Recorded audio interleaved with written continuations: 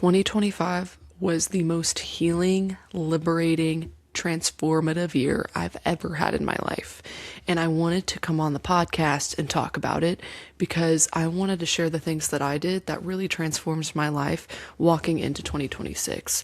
And I feel like this all kind of started towards the end of 2024, went into 2025, and I feel like I've really broken free in 2026. I don't really feel the need to dive deep or do the inner work or keep healing. I feel like I'm in a genuinely healthy, content spot where I am.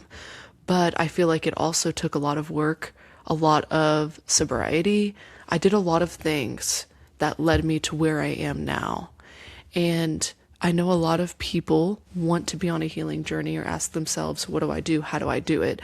I'm just going to be sharing the things that I did that really helped me and transformed me. And maybe it'll help you. Maybe it won't. You can kind of pick and choose what you want to take from this episode. Hello, welcome to Joy with Kendall. We're going to hop right in because I'm really excited to talk about this past year. As I've been reflecting on 2025, I've realized how much the work has been worth it, because healing can be fucking hard, and it can also be exhausting, and it can also be something that we stop and say, why am I doing this? This isn't worth it. Nobody around me is doing this, so why am I? Trust me, I had many therapy sessions where I went off. And I wasn't just healing things from my past. I was facing things that were going on in the present, and I was dealing with things in a different way that I never have before.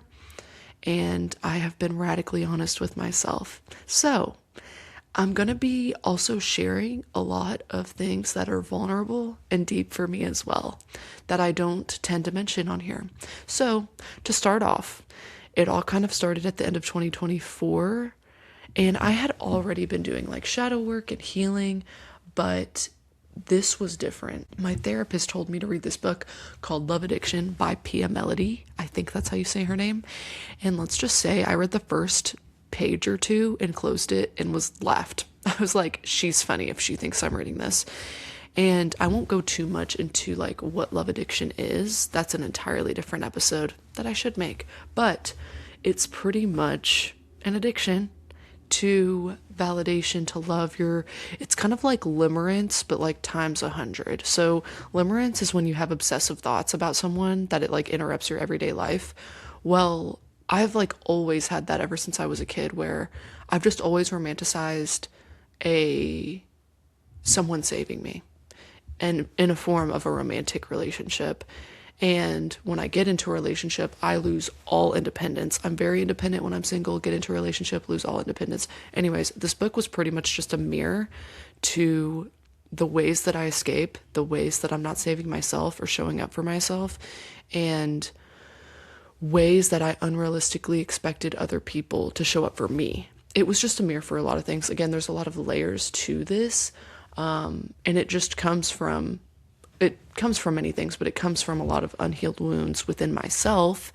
And it started from when I was a kid, and that's what made this so hard. Was I've always been kind of seeking for someone to fill this role that was never filled growing up. So that can be hard. Again, another episode to go into. And by the way, love addiction is different than codependence. Two different things. So you can be codependent without being love addicted, and vice versa. So I did a lot of work recovering from that. And one of the biggest things that you have to do to recover from love addiction is get rid of any other addictions you have outside of you, because a lot of people have addictions outside of them, right? So for me, that was the Mary Jane. And I just took a complete 6 months off of alcohol and Mary Jane to be completely sober. And this was a really important period this past year, because that was what made me realize how much I'm addicted to the highs and lows in life, and how much I want to regulate my nervous system. And I feel like I'm in the regulating my nervous system process, thankfully, but it's taken a lot of work to get here. And so with that being said, I still had to like navigate and change a lot of things I was doing, because even though I was sober, it still felt like I was addicted to distraction, and I still wasn't facing all of my demons and all of those things. And the biggest part of me running away from myself was feeling shameful about the things I was running away from. And there were so many different parts of myself I was running away from. And I'll list them, just an example. And it just seems so silly to me now because I've faced them and I'm like, there's no shame in any of this. But the performative part of myself, so the part of me that feels like I have to be exceptional, I have to be loud, I have to be happy in order to be worthy. Now I've just been wearing my emotions on my sleeve and not conforming to fit what I think other people are expecting of me. I'm just letting myself be how I'm feeling and who I am. And also without performing and seeking acceptance in that way. Another one of my demons, I guess. Part of me that's a little bit more aggressive, and the part of me that didn't trust my ability to defend myself in situations without getting violent. And I know that sounds extreme, but there have just been so many situations in my life where I was really chaotic, and I even used physical contact of sorts to lash out at people because I would just go in fight or flight, and I didn't trust myself to do what I needed to do. I was just like a ticking time bomb at times, which, I mean, I will say it never showed up in situations that I was safe to begin with. It was in situations where people were crossing my boundaries or even being abusive, but it still doesn't matter. I still didn't trust myself in any situation to control my emotions and what I needed to do. And I feel like now that I've faced that part of myself, I also started training in some martial arts. I won't get into specifics yet because I still am very protective over this very thing, and I will talk about it more. It's just something that I love so much. I don't feel quite ready to talk about it yet. It's kind of like a romantic relationship. But I love, love, love martial arts, and that has been helping me drastically because it's made me feel like, oh, this animalistic part of myself really isn't that crazy. A lot of people struggle with this too, you know? And so now I feel like I have this healthy outlet to release my anger and my built up energy and resentment from all these years, especially when you're growing up as a kid. I grew up getting yelled at, not for doing anything bad. It was just, I had somebody that in my life that was unpredictable. And if they had a bad day, you were going to have a bad day too. And I carried that through my adulthood, and it kind of transformed as this explosive version of myself that I absorbed from the person that was explosive towards me. And so for me, integrating this part of myself, and I say integrating because a big part of healing this past year was integrating these parts of myself and not pushing them away and saying, you're bad, you know. And I think too, it's understanding these parts of myself. Oh, I understand why you did this. I understand why this happened. And forgiving myself and not carrying shame as a form of self-punishment. We carry shame as a form of self-punishment because we feel like, how could I ever forgive myself? How could I ever move on from this? And that's something that still will periodically show up, but I've just had to radically give myself permission to forgive myself and move on, because carrying the shame and going through this loop of hating myself and being anxious about it happening again, carrying the shame is perpetuating the cycle. But that's a whole nother episode, a can of worms to open. But that was something I really dove into, was my shame around certain behaviors, certain things that I do. I faced a whole lot.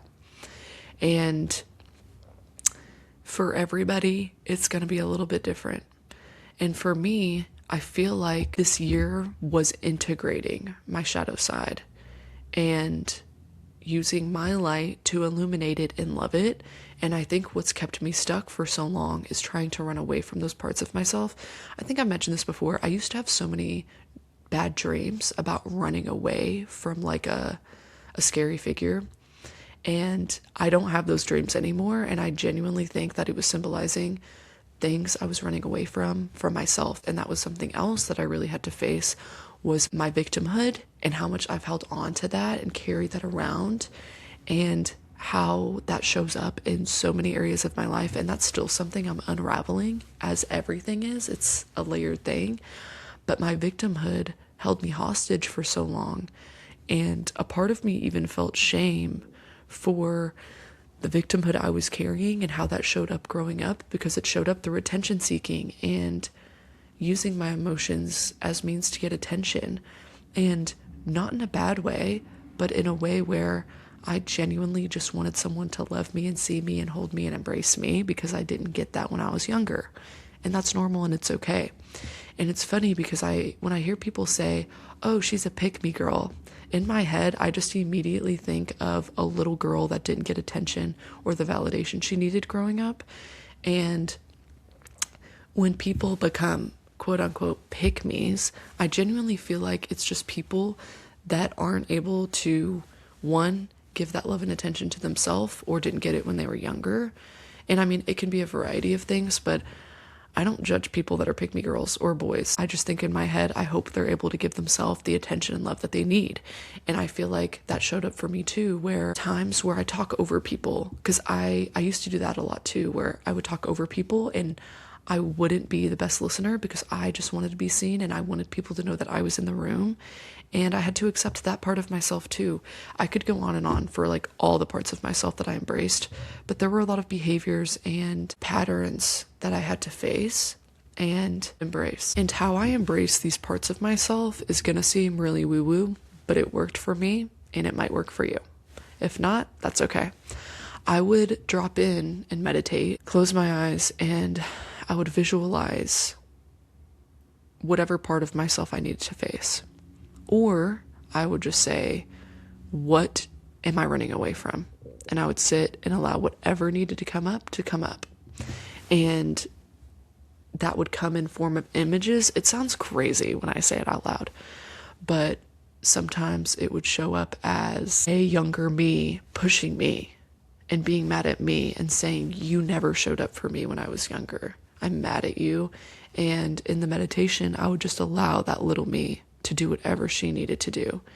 And at some point saying, what can I do now to repair the damage that I've done? Because I think a lot of facing my shame was facing the harm I inflicted on myself unknowingly by abandoning myself all these years. And that's something that I've really been healing, was the self-abandonment aspect of healing. Because I think what we don't realize is that we're living in a society that thrives on escapism, and we escape from ourselves a lot too. And that can mean not reaching for your dreams, not doing the thing that you said you've been wanting to do. Those are all forms of self-abandonment. And if you're actively doing that, there are repercussions to that. And I know for me, I just have to act as if I am my own parent every day, just making the best decision I can for myself every day, and really prioritizing sobriety and not falling into bad habits, and showing up for myself. The more I've shown up for myself and created a fulfilling life, the more I don't even feel the need to touch any substance. And the more it's just for fun, just to explore, just to have a fun experience. But it's not because I'm feeling these hard emotions and I don't want to feel them. And the more you go through those cycles of feeling, showing up for yourself, it gets easier. And I know for me, like really sticking to my hobbies and my habits, being in community, all of those things have been very healing for me, but they're things that I have had to learn along the way. And also, I've been in therapy for 5 years. And so I also do a lot of work in that. Not saying you need it, but I do think it's extremely helpful, especially when you have a therapist that'll push you and make you do some work on yourself outside of therapy, because you can't expect a therapist to heal you. You got to do the work outside of it too. Another thing that I really worked hard on in 2025 was being radically honest and communicating with people. So if somebody texted me that they wanted to hang out and I don't want to hang out with them, I would tell them. And that happened a lot this year, where I'm just really being mindful about my circle. And truly, like, nobody that asked me to hang out, it's literally nothing personal.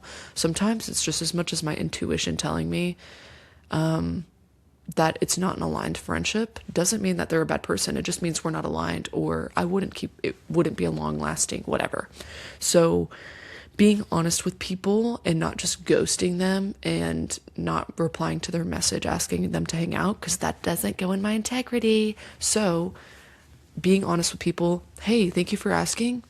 I just don't feel like it's aligned for me right now. You know what I mean? And also not over explaining myself And another thing that's really helped me heal this year is asking for more, knowing my worth, and creating my own sense of light and agency when it comes to being paid enough and getting what I deserve from a business or a job. And it can be really hard to advocate for yourself, your time, the money that you're making, but you have to. You just gotta. It's another form of showing up for yourself, right? Because I know for me, if I'm not getting paid enough at a job, I'm going to feel resentful, and I'm going to eventually leave with some resentment because I'm like, I never was getting paid what I was worth. And I just try to be consistent with that rate, consistent with what I'm charging and what I'm worth. And that's just going to help you feel more sustained. It's going to make you feel better about showing up. It's going to make you feel better about the job. You're going to want to do better at the job. It's just important for both ends, the employer and the employee, to make sure you're advocating for whatever it is you need to do the job properly. And maybe that even just means negotiating, right? So me being radically honest and not just accepting a rate because that's what they think I'm worth, but creating my own sense of agency and worth and saying, hey, this is what I think I'm worth. And also creating boundaries with people that are disturbing my peace in any way. And one of the biggest lessons I've learned with boundary setting is that really the boundary needs to just be set within yourself. I did communicate a lot of boundaries externally, but something I realized was that you can't ask people to change and show up a certain way. I think that there are certain ways in which you do have to establish a verbal boundary, but for me, I've learned that the biggest boundaries you can set are within yourself. I'm not going to communicate with this person. I'm not going to allow myself to be around this person if they're in this room, whatever the case is.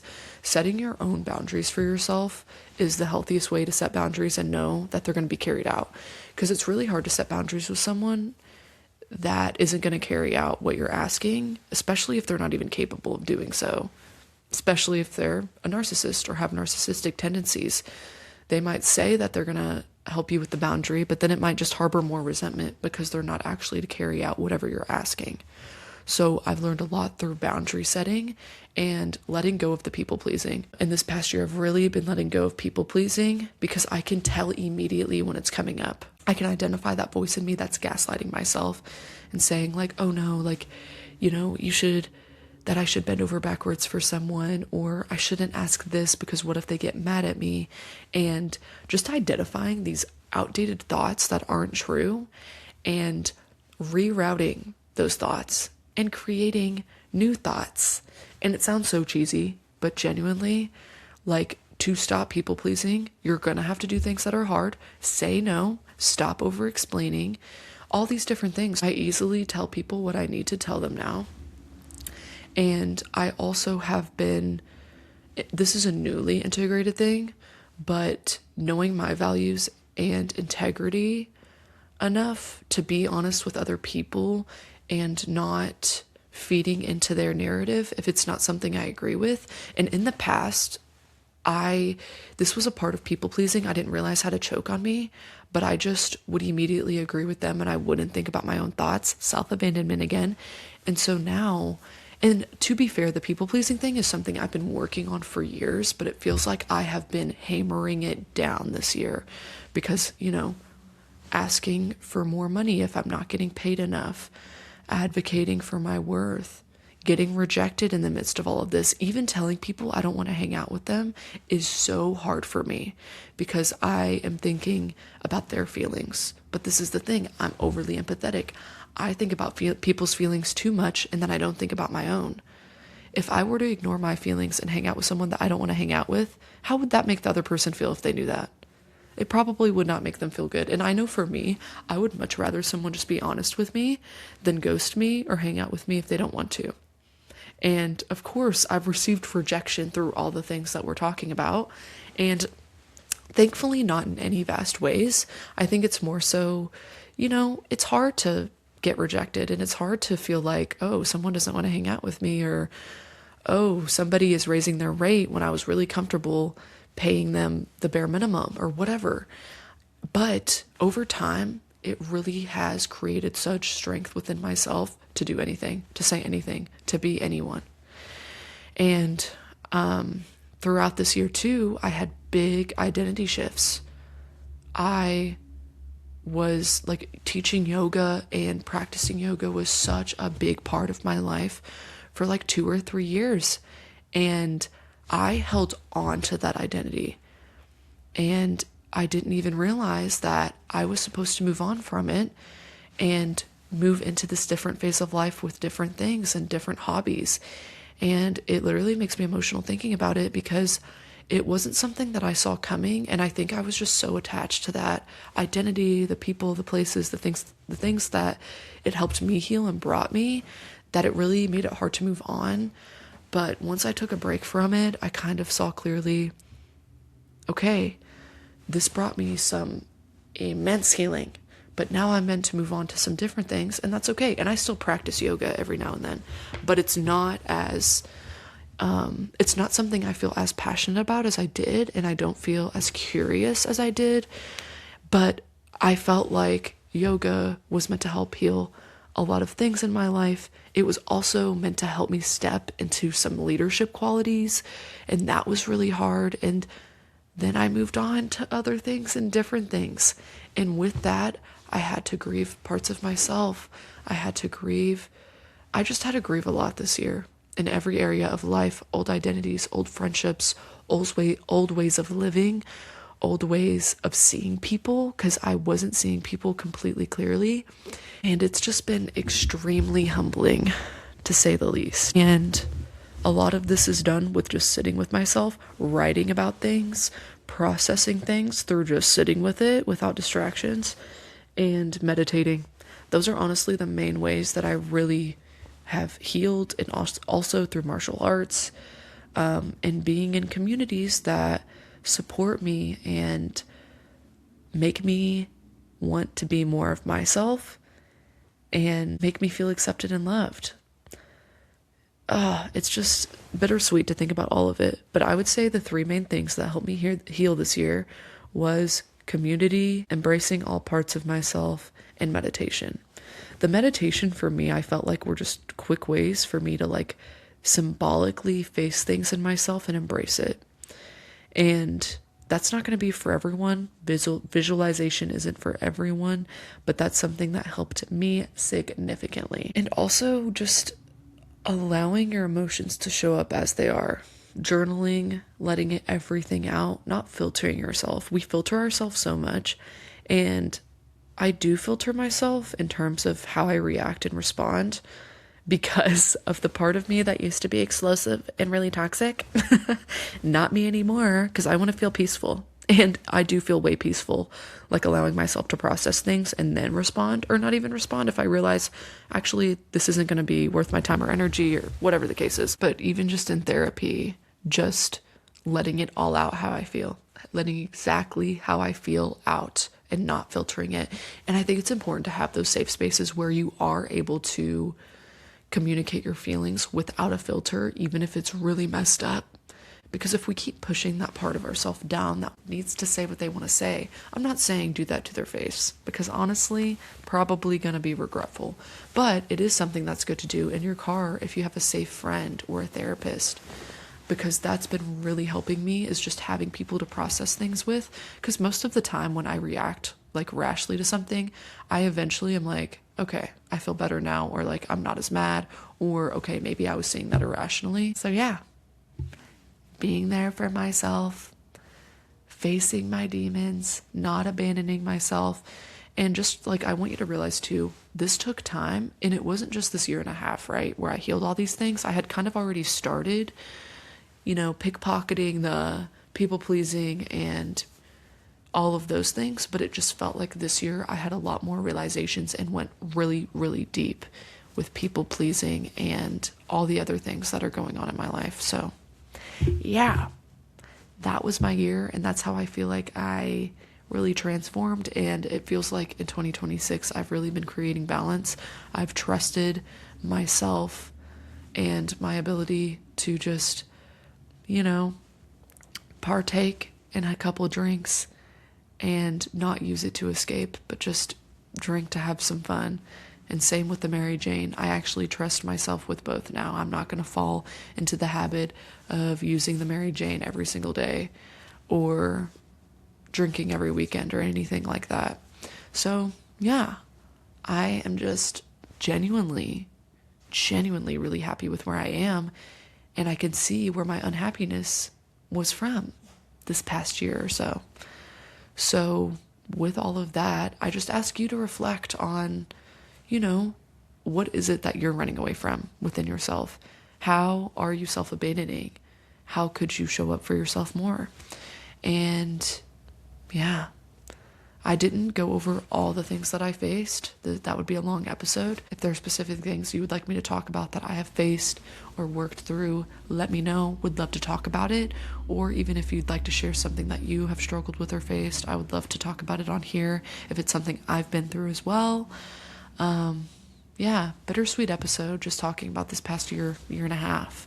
And I feel like it's also been helpful for me to process this past year and a half. And a part of me didn't even want to make this episode because I had this block of like, oh, you're just going to be talking about yourself and what you went through this year and a half, and nobody's going to want to hear that. But then I had to remind myself, no, I'm worthy of talking on my platform. And people do want to listen to me. And I am worthy of that. I'm worthy of having listeners and people that just want to hear about me in my life. So anyways, thank you guys for listening. I hope that there was at least one thing you could take away from today's episode.